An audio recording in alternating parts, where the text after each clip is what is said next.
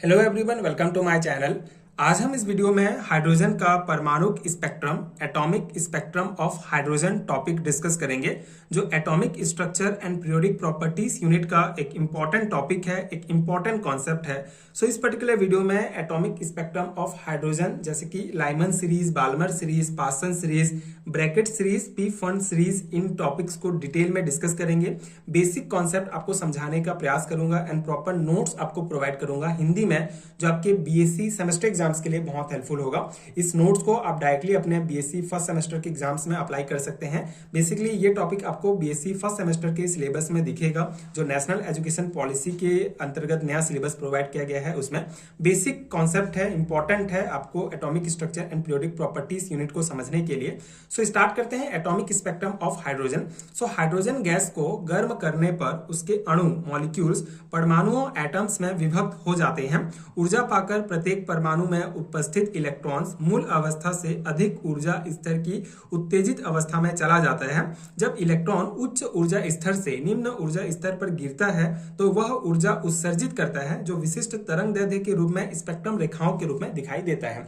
तो ये basic introduction है। इस पैराग्राफ में क्या कहा गया है, बेसिक कॉन्सेप्ट है। जब हाइड्रोजन गैस को, ठीक है, यहाँ पे हम हाइड्रोजन गैस एग्जांपल में ले रहे हैं, तो जब हाइड्रोजन गैस को गर्म करने पर, ठीक है, गर्म करने पर उसके मॉलिक्यूल एटम्स में विभक्त हो जाते हैं और ऊर्जा पाकर प्रत्येक एटम्स में उपस्थित इलेक्ट्रॉन, ठीक है, किसी भी एटम में उपस्थित इलेक्ट्रॉन जब इसको एनर्जी दिया जाता है तो ये निम्न ऊर्जा स्तर से उच्च ऊर्जा स्तर में चला जाता है। ठीक है, इलेक्ट्रॉन्स जब हाइड्रोजन गैस को गर्म करेंगे तो उसको जो है एक्सटर्नल एनर्जी प्रोवाइड होगा। तो इस एनर्जी के कारण जो एटम्स हैं उसके इलेक्ट्रॉन्स निम्न ऊर्जा स्तर से उच्च ऊर्जा स्तर में चला जाते हैं। फिर कुछ समय बाद जब ये इलेक्ट्रॉन उच्च ऊर्जा स्तर से निम्न ऊर्जा स्तर में वापस आते हैं तो एक प्रकार का ऊर्जा उत्सर्जित करते हैं। ठीक है, एक ऊर्जा उत्सर्जित करते हैं जो विशिष्ट तरंगदैर्ध्य के रूप में स्पेक्ट्रम रेखाओं के रूप में दिखाई देता है, और इन्हीं स्पेक्ट्रम रेखाओं को एटॉमिक स्पेक्ट्रम कहा जाता है, हाइड्रोजन का एटॉमिक स्पेक्ट्रम।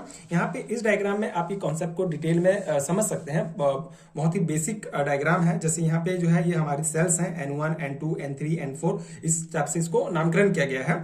तो यहाँ पे लाइमन सीरीज की अगर हम बात करें तो लाइमन सीरीज में जो इलेक्ट्रॉन्स है क्या होगा, के सेल जो है सबसे निम्न सेल होगा लाइमन सीरीज के लिए। यहाँ से इलेक्ट्रॉन सेकंड में जाएंगे, थर्ड में जा सकते हैं, फोर्थ में जा सकते हैं, ये आगे के जितने भी सेल हैं उसमें जा सकते हैं, वहां से वापस आएंगे। ठीक है, लो स्तर से लोवेस्ट जो एनर्जी लेवल है वो है के सेल, और हाईएस्ट जो है ये MnO, P, Q, R, जिसमें भी जा सकते हैं, फिर वहां से वापस आएंगे तो एक प्रकार का ऊर्जा उत्सर्जित करेंगे जो स्पेक्ट्रम रेखाओं के रूप में दिखाई देगा।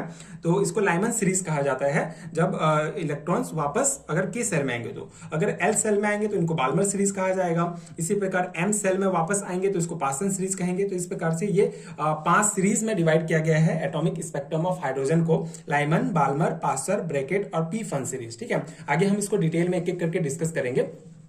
हाइड्रोजन स्पेक्ट्रम की श्रेणियां, ठीक है। सो हाइड्रोजन स्पेक्ट्रम को इलेक्ट्रॉन के विभिन्न ऊर्जा स्तरों के संक्रमण के आधार पर 5 मुख्य श्रेणियों में विभाजित किया गया है। ये श्रेणियां भिन्न भिन्न क्षेत्रों में स्थित होती हैं। भिन्न भिन्न क्षेत्रों में मतलब जैसे कि पराबैंगनी क्षेत्र में कोई सीरीज होगा, कोई सीरीज विजिबल दृश्य क्षेत्र में होगा, कोई इंफ्रारेड क्षेत्र में होगा। ठीक है, तो ये हम आगे डिस्कस करते हैं। यहां तक आपको बेसिक आई होप समझ में आ गया होगा कि हाइड्रोजन स्पेक्ट्रम को इलेक्ट्रॉन के विभिन्न ऊर्जा स्तरों के संक्रमण, ट्रांजिशन के आधार पर जो है 5 मुख्य श्रेणी में डिवाइड किया गया है। ठीक है, पहला हमारा सीरीज है लाइमन सीरीज, पहला है लाइमन श्रृंखला। सो जब हाइड्रोजन परमाणु का इलेक्ट्रॉन उच्च ऊर्जा स्तर कौन सा होगा, n बराबर 2, 3, 4, 5 जो भी दिया गया है, एंड निम्न ऊर्जा स्तर है n बराबर 1। ठीक है, जो पहला हमारा सेल है n बराबर 1 वो निम्न ऊर्जा स्तर कहलाएगा लाइमन सीरीज के लिए, पर गिरता है जब हाइड्रोजन परमाणु का इलेक्ट्रॉन उच्च ऊर्जा स्तर से निम्न ऊर्जा स्तर 1 पर गिरता है तो यह श्रृंखला बनती है, लाइमन सीरीज बनती है।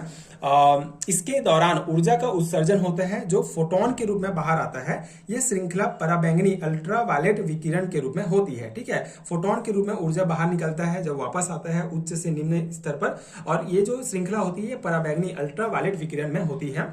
इन रेखाओं को मानव आंखों से नहीं देखा जा सकता है, लेकिन विशेष उपकरणों से मापा जा सकता है। ठीक है, नॉर्मल ह्यूमन आई से जो है ये जो सीरीज है इनको नहीं देख सकते हैं, लेकिन कुछ विशेष उपकरण है जिससे हम माप सकते हैं। तो ये हो गया हमारा लाइमन सीरीज।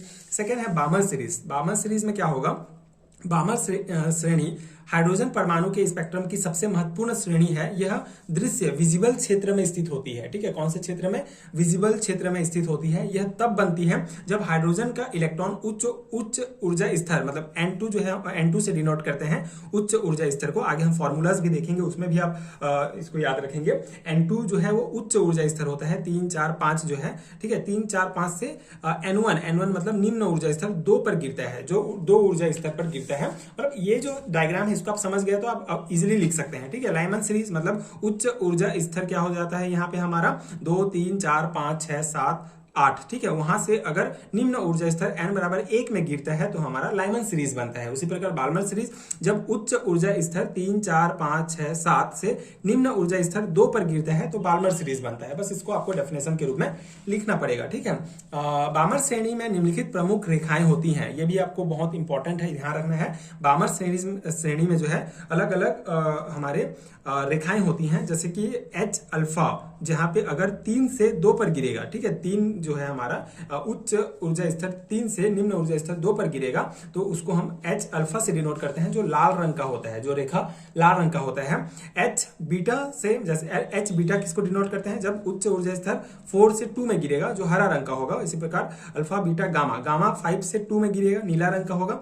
इसी प्रकार डेल्टा, डेल्टा में हम 6 से 2 पर गिरेगा, ये बैंगनी रंग का होगा। ठीक है, तो ये भी बहुत इंपॉर्टेंट है, याद रखना है आपको। ऑब्जेक्टिव टाइप क्वेश्चंस भी आपको बीएससी फर्स्ट सेमेस्टर के एग्जाम में पूछा जाएगा, तो उसके लिए आपको ये बेसिक जो है याद रखना बहुत इंपॉर्टेंट है। अगर ऑब्जेक्टिव में पूछ लिया गया तो आपको याद होना चाहिए कि लाल रंग की रेखा कौन से उच्च ऊर्जा स्तर कौन सा है, निम्न ऊर्जा स्तर कौन सा है उसका, ये सब। ठीक है, तो बहुत बेसिक है बट इंपॉर्टेंट है आपके सेमेस्टर एग्जाम के पर्सपेक्टिव से, तो उस अकॉर्डिंग ही ये प्रॉपर नोट्स आपको प्रोवाइड कर रहा हूं। आई होप कि आपके लिए हेल्पफुल हो। थर्ड हमारा सीरीज है पास्टन सीरीज। पास्टन सीरीज में क्या होता है? जब इलेक्ट्रॉन उच्च ऊर्जा स्तर में होगा 4 5 6 से निम्न ऊर्जा स्तर N1 = 3 पर गिरता है तो यह श्रृंखला बनती है। यह श्रेणी जो है नियर इंफ्रारेड विकिरण में होती है। कौन से क्षेत्र में होता है वो भी आपको याद रखना पड़ेगा। जैसे पास्टन सीरीज नियर इंफ्रारेड में होगा, बामर सीरीज विजिबल क्षेत्र में होता है, लाइमन सीरीज अल्ट्रावायलेट विकिरण के क्षेत्र में होता है, तो ये भी बहुत इंपॉर्टेंट है। उसके बाद फोर्थ हमारा जो सीरीज है, जो श्रेणी है, वो है ब्रैकेट सीरीज। सो यह श्रेणी फार इंफ्रारेड विकिरण के क्षेत्र में होती है जब हाइड्रोजन का इलेक्ट्रॉन उच्च ऊर्जा स्तर 5 6 7 से निम्न ऊर्जा स्तर N बराबर 4 पर गिरता है तो यह श्रेणी बनती है। इस प्रक्रिया में ऊर्जा का उत्सर्जन फोटोन के रूप में होता है। ठीक है, तो ये बस बेसिक डेफिनेशन है, आपको याद रखना होगा। मेन आपको याद रखना है कि ये कौन से विकिरण क्षेत्र में है। ये फार इंफ्रारेड, दूरस्थ इंफ्रारेड वाले क्षेत्र में ये ब्रैकेट श्रेणी होता है।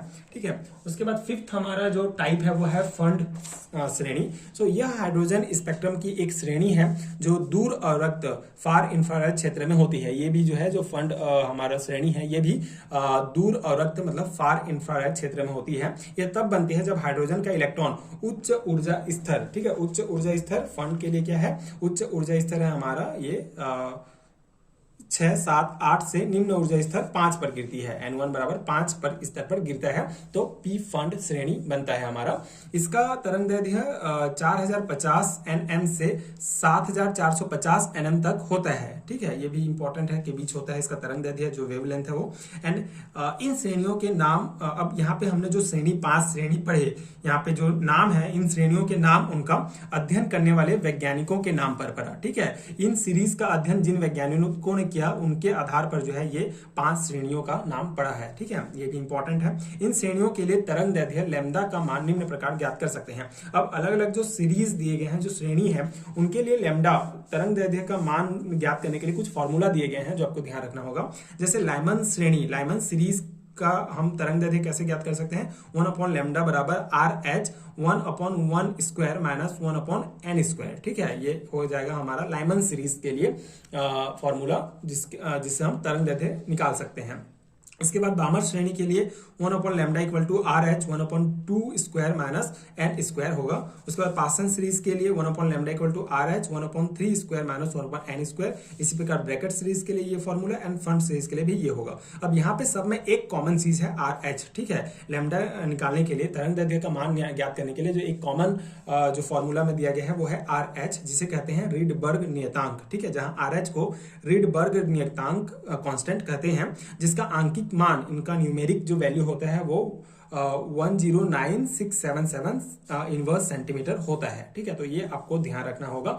आगे हम न्यूमेरिकल टाइप क्वेश्चंस डिस्कस करेंगे जिसमें आपको ये काम आएगा। ठीक है, तो ये आपको याद रखना पड़ेगा। RH होता है रिडबर्ग नियतांक, रिडबर्ग कांस्टेंट, जिसका न्यूमेरिक वैल्यू होता है 109677 इनवर्स सेंटीमीटर। ठीक है, तो ये हो गया हमारा atomic spectrum of hydrogen. Hydrogen का जो परमाणु स्पेक्ट्रम है, जो टाइप है, उसको हमने डिटेल में डिस्कस किया। आई होप कि आपको समझ में आ गया होगा। एंड ये बेसिक कॉन्सेप्ट है, एक बार आप वीडियो देखेंगे तो आपको समझ में आ जाएगा। उसके बाद अगर एग्जाम में पूछा जाता है तो आप अपने से भी लिख सकते हैं।